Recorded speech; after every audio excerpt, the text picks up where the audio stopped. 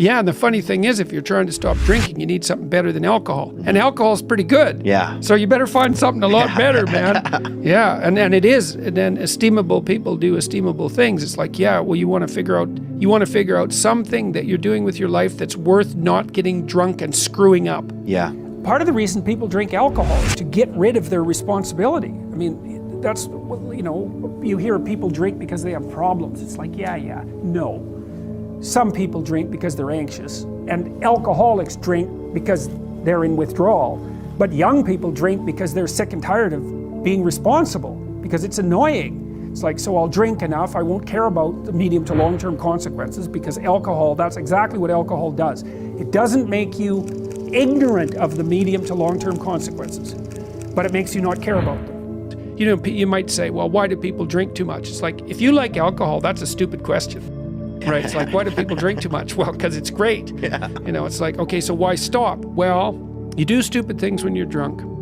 You hurt yourself, you compromise your health, it's really hard on the people around you, you tend to turn into a liar, and it screws up your life. Yeah. It's like, yeah, but it's pretty fun. Yeah, well, it is, but you need something better than that. And what's better isn't being straight and not making mistakes. It's like, that's all prohibition in some sense. What's better is, no, you need an adventure, man. You need to get out there and have something to do. Yeah. And something worth waking up for. And that's the substitute for the addiction. Actually, the addiction is the substitute for that, if truth be known.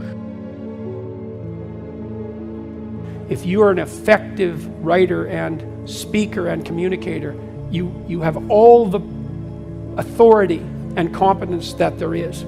The best thing you can do is read and write every day. Couple of hours every day. Write about things you find important and see if you can discover what you believe to be true. And that'll build you a foundation. And it's unbelievably practical. Like, if you look at people who are phenomenally successful across life, there's various reasons, but one of them is that they're unbelievably good at articulating what they're aiming at, and strategizing and negotiating and enticing people with a vision forward. It's like, get your words together, man. That makes you unstoppable. Get your words together. Make yourself an articulate creature, and then you're deadly in the best possible way. Read great books. Really, man. And you've got these unbelievable libraries that are full of the writings of people who are intelligent and articulate beyond comprehension. And, you know, and you can go there and you can learn all this. And you might think, well, why should you learn it? There's nothing more powerful than someone who is articulate and who can think and speak. It's power. And I mean power of the best sort. It's authority and influence and respectability and competence. And your highest skill is to be found in articulated speech. And if you're a master at formulating your arguments, you win everything. And better than that, when you win everything, everyone around you wins too. Because to transform yourself into, let's consider your transformation into something approximating the Logos. It means you shine a light on the whole world. Well, there's nothing more exciting to do than that. There's nothing better you can possibly do.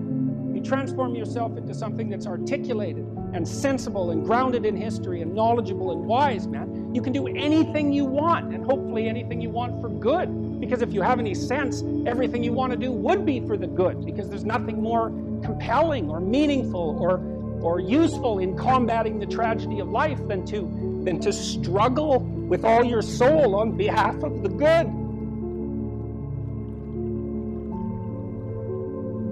You know, I've really seen the benefits, for example, for weightlifting, because I've watched people, because I'm 58, how old am I? 56.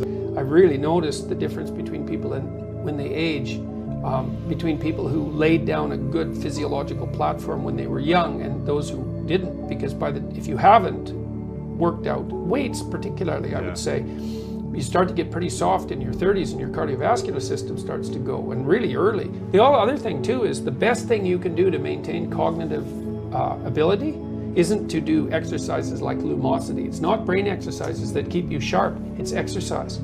So if you're 50, both cardiovascular and weightlifting, if you're 50, you can restore your cognitive function to the level of a 30-year-old through exercise. Through physical activity. Yeah, well, your brain is a very demanding organ, and if your cardiovascular system is compromised, then you get stupid.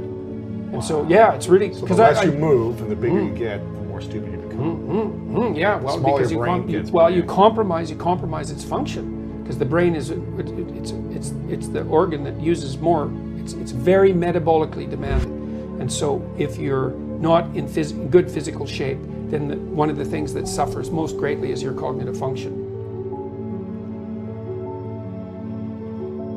No one can live without a routine. You just forget that. If you guys don't have a routine, I would recommend, like, you get one going, because you cannot be mentally healthy without a routine. You need to pick a time to get up. Whatever time you want, but pick one and stick to it, because otherwise you dysregulate your circadian rhythms and they regulate your mood. I've told people to learn to use a schedule, and people often hate schedules because they act as their own tyrants, right? They say, well, you have to do this unpleasant thing, and then here's another unpleasant thing you have to do, and then you have to do this unpleasant thing, and you do that for about 3 days, and you think, to hell with this, I'm not doing that, and you fall off the wagon. That isn't what you're supposed to do with a schedule. You're supposed to use it to design the days that you would like to have if you were taking care of yourself. You wake up in the morning and you think, here's 5 things I have to do that if I don't do, my life will be worse. It's like paying bills, for example, or taking out the garbage. It's like you have to do those because otherwise things degenerate. So you got to put some of those in the schedule, because otherwise tomorrow is worse than today, and that's a bad trajectory. But you also want to build in things, you've got to act in some sense like you're dealing with a relatively recalcitrant 9-year-old. It's like, well, here's some things you have to do, but here's some things that if you do, you could reward yourself with. And if you get the balance there between obligation and reward right, then you'll find that you're motivated to do the things. And that's what you want to do. You want to do that so it's sustainable across days and weeks and months. And so you got to treat yourself like a good boss would treat a valued employee, and not like a tyrant would treat a slave. Make friends with a calendar, like Google Calendar or something like that. And I can tell you some tricks about that, because really it is important. And I'm not kidding around about this. So here's one way of thinking about making use of a schedule. Often people are afraid of schedules because they think of them as a trap.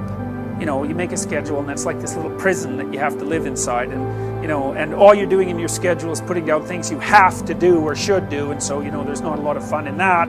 And so not only is it a trap or a prison, but it's kind of an unpleasant one. But a way to work with a schedule in a lot more sophisticated way is to think, well, I'm going to plan the next week, say, because you plan it day by day, but we'll take the week as the unit level of analysis, and think, well, I'd like to plan a week I'd like to have. And then your schedule all of a sudden becomes a tool for increasing the quality of your life. And that's a whole different issue.